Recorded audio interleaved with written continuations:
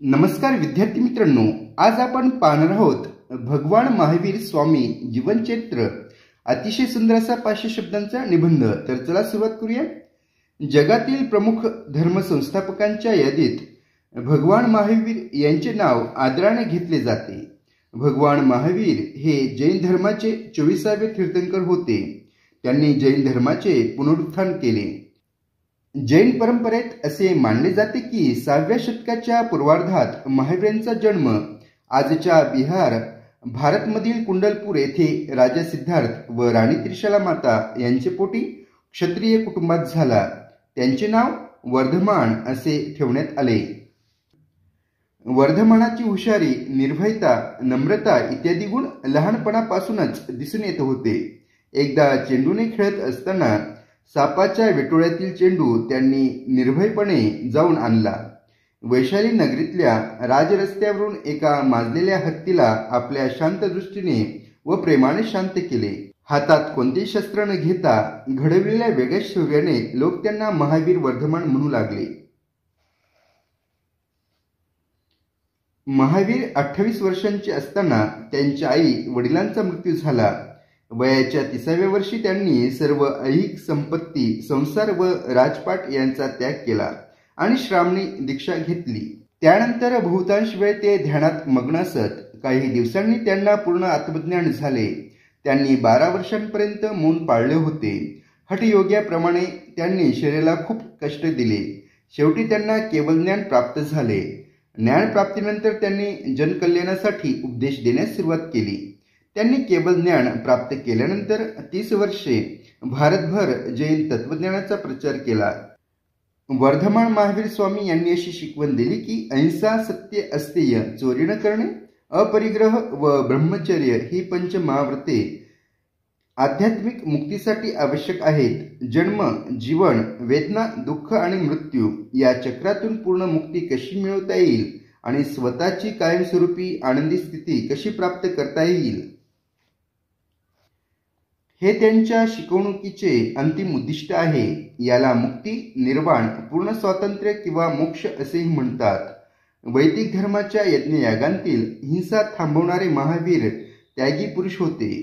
अहिंसात्मक विचारसरणीचे लाखांवरी अनुयायी श्रावक भगवान महावीरांनी संघटित केले। स्त्रियांना सन्मान व समानता यावर त्यांनी भर दिला। भगवान महावीरांच्या शिकवणीचे पालन करण्यामागील अंतिम ध्येय म्हणजे पुनर्जन्माच्या चक्रातून मुक्ती मिळवणे। कारण मानवी जीवन हे दुःख आणि दुर्गुणांचे प्रतिनिधी आहे। त्यांच्या मते प्रत्येक जीव कर्माच्या बंधनाखाली पोखतो, जो त्या जीवाचा कर्माचा संच आहे। लोभ, क्रोध आणि हिंसा यांसारख्या दुर्गुणांचा परिचय करून देणाऱ्या भौतिक संपत्तीमध्ये आत्मसुख शोधतात। याचा परिणाम वाईट कर्मांच्या संचयात होतो। जे मिळवण्याचा खरा मार्ग सम्यक दर्शन, योग्य श्रद्धा, सम्यक ज्ञान, योग्य ज्ञान आणि सम्यक चारित्र्य, योग्य चारित्र्य याद्वारे आहे, असा उपदेश त्यांनी केला। ही 3 मूलभूत तत्वे गंधार गौतम स्वामींनी 12 भाग पवित्र धर्मग्रंथांमध्ये 12 आगमा म्हणून ओळखले जातात। भगवान महावीरांचे उपदेश त्यांच्या शिष्यांनी आगमसूत्रांमध्ये संकलित केले होते आणि मौखिक पठणाद्वारे सामान्य लोकांपर्यंत पोहोचवले गेले। भगवान महावीरांच्या शिकवणी आणि तत्वज्ञानाने पूर्व अस्तित्वात असलेल्या श्वेतांबरांव्यतिरिक्त दिगंबर म्हणून ओळखल्या जाणाऱ्या जैन धर्माच्या नवीन पंथाचा पाया घातला। दिगंबरांचा असा विश्वास आहे की कठोर तपश्चर्या करून मोक्ष प्राप्त करणे आणि सांसारिक आसक्तीपासून मुक्ततेचे प्रतीक म्हणून नग्नतेचा सराव करणे। भगवान महावीरांच्या आध्यात्मिक तत्वज्ञानात 8 मुख्य तत्वे समाविष्ट आहेत। त्यापैकी 3 अधिभौतिक आणि 5 नैतिक आहेत। जैन विश्वाच्या शाश्वत अस्तित्वावर विश्वास ठेवतात। ते निर्माण झाले नाही आणि ते नष्ट केले जाऊ शकत नाही।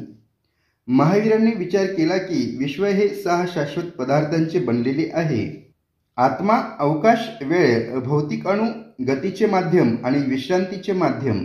भगवान महावीरांनी अस्तित्वाच्या बहुजनवादाचा संदर्भ देणारे अनिकांतवाद, निरपेक्षतेचे तत्वज्ञान मांडले।